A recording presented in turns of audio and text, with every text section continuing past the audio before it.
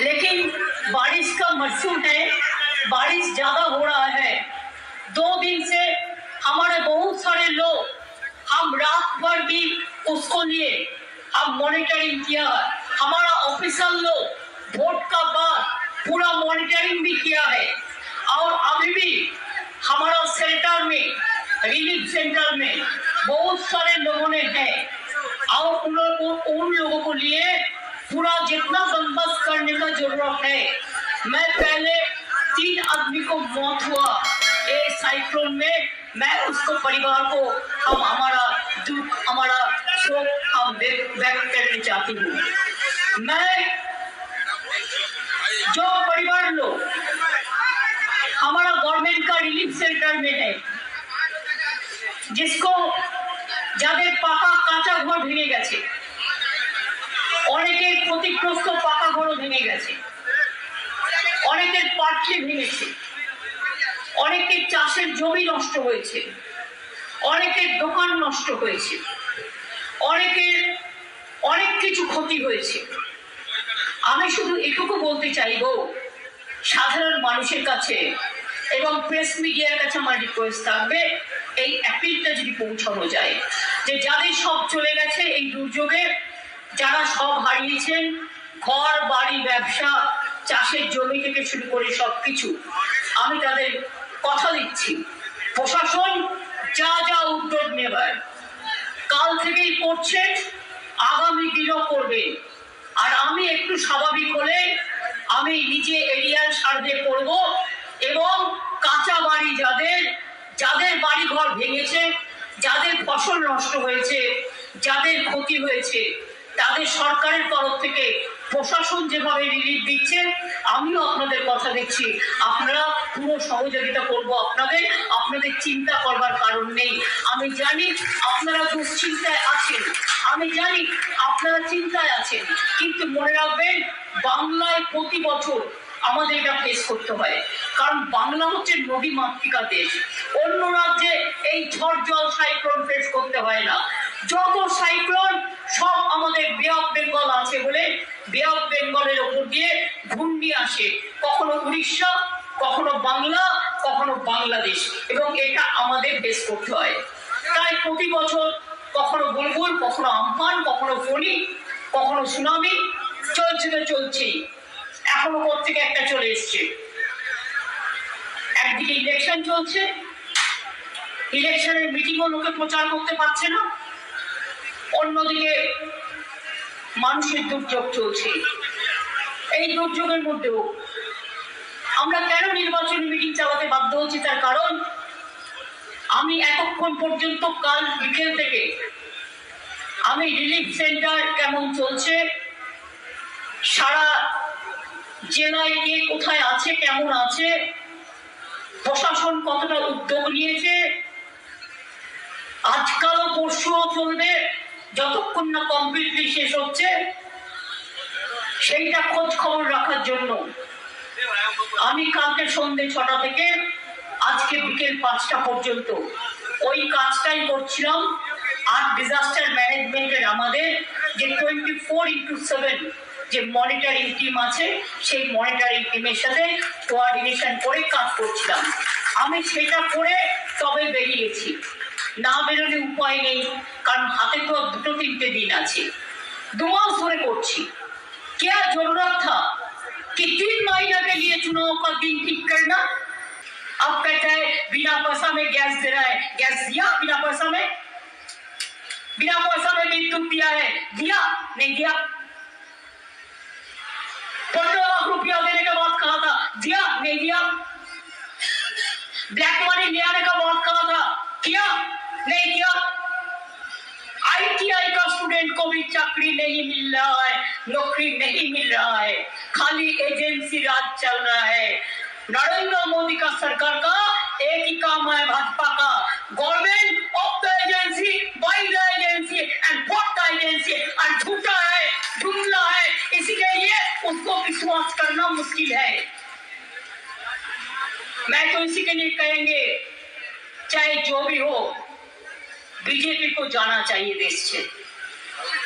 BJP को हटाइए, शांति ले आइए। बीजेपी को हटाइए, देश बचाइए।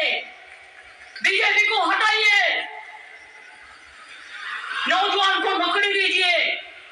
बीजेपी को हटाइए, एनआरसी वापस लीजिए। क्या वापस लेंगे? यूनिफॉर्म सिविल कोड वापस लेंगे और हर धर्म, हर इंसान, हर आदमी एक साथ में काम करने का जरूरत है। ये हमारा हिंदुस्तान है, सारे जहां से अच्छा हिंदुस्तान हमारा, ये हमारा काम है। मैं एक थोड़ा छोटा बात कहने के लिए आपको बात कहने के लिए कहा है, इससे ज्यादा तो आपको सभी पता है। तो जिसका बात बोलता है गारंटी, वो कोई गारंटी नहीं है। टोटल 420 है। भाजपा पार्टी अभी टोटल 420 हो गया। सबको डराता है और रुपया लेके चला जाता है। फाइनेंस मिनिस्टर आके मीटिंग करके लेके चला गया, राजस्थान का चीफ मिनिस्टर आके मीट करके चला गया। क्यों? हमारा इधर में रहेगा, हमारा इधर में एक साथ में हम लोग खाना खाते हैं, एक साथ में रहते हैं, एक साथ में बिजनेस करते हैं। और चुनाव का टाइम में तो बंगाली और नॉन बंगाली काटने का जरूरत होता है, फुर्सत होता है। हमको नहीं चाहिए। हम चेन्नई जाते तो हम भड़क्कम कहते हैं, हम कश्मीर जाते तो हम इंशाल्लाह कहते हैं, हम पंजाब जाते तो हम सत श्री अकाल कहते हैं, हम गुजरात जाते तो हम नमस्ते कहते हैं, हम अगर उत्तर प्रदेश जाते तो हम नमस्ते कहते हैं। हम सब धर्मों के लिए हमारा इज्जत है। हम पंजाब जाते तो हम सत श्री अकाल जी कहते हैं। हम हर धर्म के लिए हमारा रिस्पेक्ट है और रहेगा भी। हम चाहते हमारा देश में जितना भी महाकाव्य है, चाहे वेद हो, चाहे वेदांत हो, चाहे कुरान हो, चाहे बाइबल हो, चाहे कुरान हो, चाहे कुरान हो, चाहे जिंदावेस्ता हो, चाहे त्रिपिटक हो, चाहे बाइबल हो, सब रेस्पेक्ट लेके अपना अपना अपना इज्जत से काम करें। हम कभी आप लोगों को कोई काम पे नहीं टकराया। আমি তাদের আবার বলি, 26,000 ছেলে মেয়ের চাকরি যখন কেড়ে নেওয়া হয়েছিল, আমি তাদের পাশে দাঁড়িয়ে বলেছিলাম এটা করতে দেব না, যত দূর যেতে হয় যাব, কিন্তু আমার শিক্ষার্থীদের পাশে, আমার শিক্ষক শিক্ষিকার পাশে, আমার ছাত্র যুবর পাশে আমরা চিরকাল ছিলাম, আমরা আছি, আমরা থাকবো। এবং আজকেও বলি যত দূর যেতে হবে যাব, কিন্তু মনে রাখবে এই অর্ডার আমরা মানছি না, মানছি না, মানছি না, মানবো না, মানবো না, মানবো না। আইনে কখনো ডিসক্রিমিনেশন হয় না, হয় না, হয় না। পুরোহিতদের দিই তখন তো আমার মনে হয় না আমার ইমাম মুয়াজ্জম আর আমার পুরোহিতদের মধ্যে কোনো পার্থক্য আছে। আমি যখন রেশনে চালটা দিই তখন কি নামটা লেখা থাকে এইটা হিন্দুর রেশন, ওটা মুসলিমের রেশন, ওটা সিপিএম, ওটা সিপিএম এর রেশন, ওটা বিজেপির রেশন? সবাইকে তো দিই। স্বাস্থ্যসাথী আপনারা পান না? সবটাই পান আপনারা, পড়াশুনো থেকে শুরু করে সবকিছু। চিন্তা করবেন না, দিদি যখন আছে দিদি বুঝে নেবে। আর মনে রাখবেন আমি গ্যারেন্টি দিই না, গ্যারেন্টি মানে 420। আমি প্রতিশ্রুতিও দিই না। আমি বলি আমার প্রতিশ্রুতি আমার কথার দাম। আমি যা বলবো আমি সেটুকু করবার চেষ্টা করব, যা পারবো না সেটা বলে দেবো করতে পারবো না।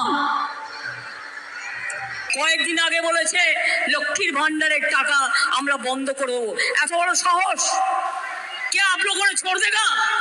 লক্ষ্মীর ভান্ডার যারা পাচ্ছেন ছেড়ে দেবেন? ছেড়ে দেবেন? এটা ওদের টাকা, 1 পয়সা ওদের টাকা না। লক্ষ্মীর ভান্ডার আপনাদের টাকা, অর্থাৎ বাংলার টাকা, মা বোনদের টাকা। লক্ষ্মীর ভান্ডার চলছে এবং চলবে। আগে ছিল 60 বছর অবধি, এখন আমি করে দিয়েছি সারা জীবন অবধি পাবেন, সারা জীবন অবধি পাবেন, সারা জীবন অবধি পাবেন। শ্রমিক মজদুর থেকে শুরু করে, মৎস্যজীবী থেকে শুরু করে, টোটাও থেকে শুরু করে, অটো থেকে শুরু করে, আদিবাসী থেকে শুরু করে, তপশিলি থেকে শুরু করে, সংখ্যালঘু থেকে শুরু করে, যার যেটুকু পাওনা সেটুকু পাওনা আমি আপনাদের দিয়ে দেবো, এটুকু মাথায় রাখবেন। আমি যখন বিনা পয়সায় চাল দিই তখন হিন্দুরা চাল পান না, শুধু মুসলিমরা একা পায়। যখন লক্ষ্মীর ভান্ডার পায় শুধু মুসলিমরা পায়, হিন্দুরা পায় না। যখন স্মার্ট কার্ড পায় শুধু হিন্দুরা পায় না, মুসলিমরা পায়। এরকম কখনো আপনারা দেখেছেন? এটা কখনো হতে পারে? আচ্ছা বলুন তো, কোনো মা তার তার সন্তানকে খেতে দেওয়ার সময় 3 জনকে খেতে দেয় আর 2 জনকে দেয় না, এটা কখনো হতে পারে? এটা সংসারে কখনো হয়? এটা বিজেপি হয়। তাই কি দরকার ওদের জন্য? কি দরকার? গণতন্ত্রের জব্দ করা দরকার, গণতন্ত্রের ব্যালটে ওদের স্তব্ধ করবার দরকার। তাই মনে রাখবেন, এইসব এনআরসি আমি করতে দেব না, করতে দেব না। ইউনিফর্ম সিভিল কোড করে তপশিলীদের রিজার্ভেশন করতে দেব না, আদিবাসী এবং ওবিসিদের রিজার্ভেশন কাটতে দেব না, সাধারণ মানুষের রিজার্ভেশন কাটতে দেব না।